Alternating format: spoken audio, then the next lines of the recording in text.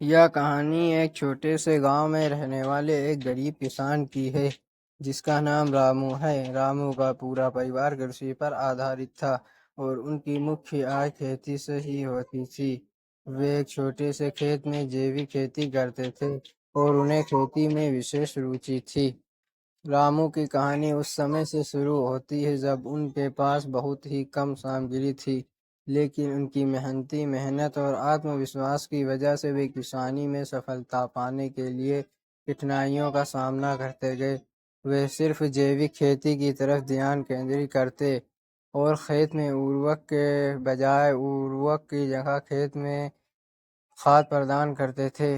अपनी मेहनत और समर्पण से रामू की खेती धीरे धीरे फलने लगी।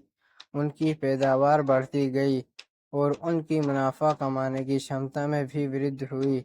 वे अपने उत्पादों को स्थानीय बाजार में बेचते और इससे उनकी आर्थिक स्थिति में सुधार होने लगा।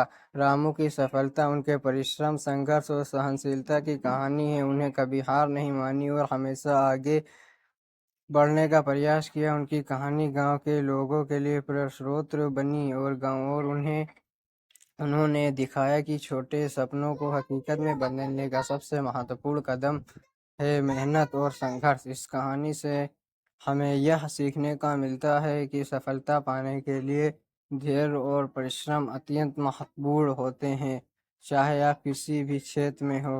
रामू की तरह हमें भी अपने लक्ष्यों को प्रति पक्षपात नहीं करना चाहिए और निरंतर प्रयास करते रहना चाहिए, चाहे समस्या कितनी भी कठिन क्यों ना हो।